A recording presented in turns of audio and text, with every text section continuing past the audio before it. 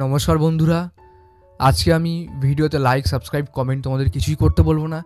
আজকে তোমাদের প্রায় 2-3টে আপডেট দেবো এবং ভিডিওটা শুরু করার আগে তোমাদের কাছে একটা আমি কথা বলতে চাই। দেখো, আমি যে নিউজগুলো দিই, আমি যে আপডেটগুলো দিই, ঠিক আছে, এইগুলো কিন্তু জেনুইন আপডেট, ঠিক আছে। এবার তোমরা যে বড় বড় চ্যানেল থেকে যে আপডেটগুলো পাও, হেভি কথা বলছে, তো হেভিভাবে বলছে, হেভি সাজিয়ে বলছে, মিথ্যা কথা হেভি সাজিয়ে বলছে, কিন্তু বুঝতেই পারছো না যে মিথ্যা কথা।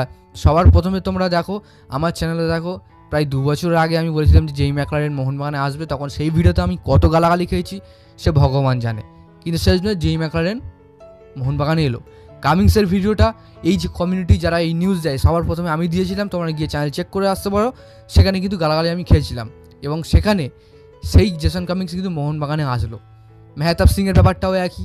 সবার প্রথমে যে আমি লিক্সগুলো দিই, মানে আমার কাছে যে কনফার্ম সোর্সগুলো আছে, এই সোর্সগুলো বলতে গেলে কারোর কাছেই নেই, এবং আমি যখন সত্যি কথা বলি তখন যেরকম সাধারণ মানুষ তারা বিশ্বাস করতে চায় না, যার কারণে কিন্তু আমার গালাগালি খেতে হয়।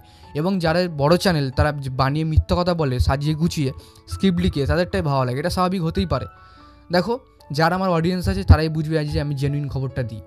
তো বন্ধুরা, আজকে যাই খবরটা তোমাদের দেবো, যে খবরটা সবার প্রথমে তোমাদেরকে দিতে চাই।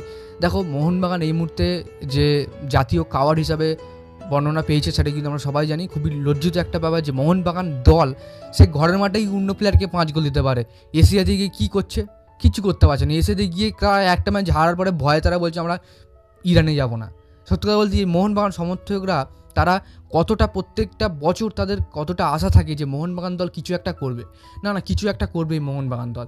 সে যদি ইরানে গিয়ে এরকম কাওয়ার্ড দল হিসাবে ভারতে ফিরে আসে, তো মোহনবাগান সমর্থকদের কাছে তাদের কাছে কোনো এক্সপেকটেশনই থাকবে না। তারা দলের কাছে কী চাইবে? কিছু চাইবে না।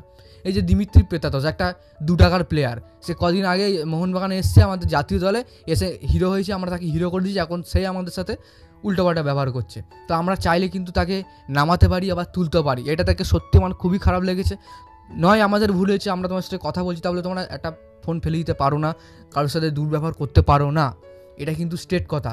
এবং ক্লাবের আগে সে কোনো প্লেয়ারই না, ব্যারেটে না, কোনো প্লেয়ারই না ক্লাবের আগে। তো বলতে গেলে মোহনবাগান কিন্তু জাতীয় কাওয়ার্ড হিসেবে সৃষ্টি হয়েছে। তো এখন কিন্তু সবাই বলছে যে জাতীয় ক্লাব ইস্টবেঙ্গল, জাতীয় ক্লাব ইস্টবেঙ্গল। আর বলবে না কেন ভাই?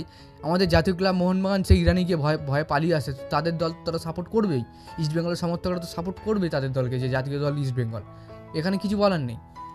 যাই হোক, এটা শুনে খুবই খারাপ লাগছে। আমি একজন ভিতর থেকে মোহনবাগান ডাইহার্ট ফ্যান।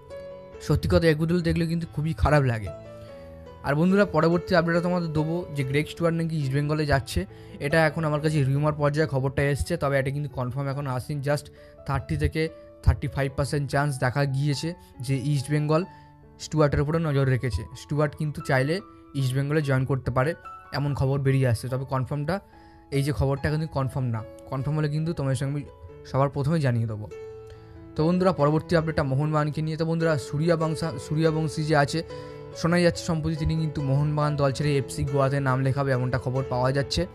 দেখো, এই খবরটা পুরোপুরি সোর্স পাওয়া যায়নি, তবে রিউমার হিসেবে পাওয়া যাচ্ছে। আজকে যে কটা খবর দিলাম সব কিছু কিন্তু রিউমার খবর, কনফার্ম আপডেট দিইনি। তো অভিষেক সূর্যবংশী হয়তো গোয়াতে যেতে পারে, এমন খবর বেরিয়ে আসছে। তবে দেখা যাক পরবর্তীকালে ম্যানেজমেন্টের কী ডিসিশন থাকে, এটা এখন দেখাতে। যাই বন্ধুরা, আজকের জন্য ভিডিওটা এতটাই ছিল। ভিডিওটা ভালো লাইক করে দিও, আর আমাদের এই চ্যানেলে প্রথমবার যেন হয়তো চ্যানেলটাকে সাবস্ক্রাইব করে পাশের বেল আইকনটি অল করে রাখো। ধন্যবাদ।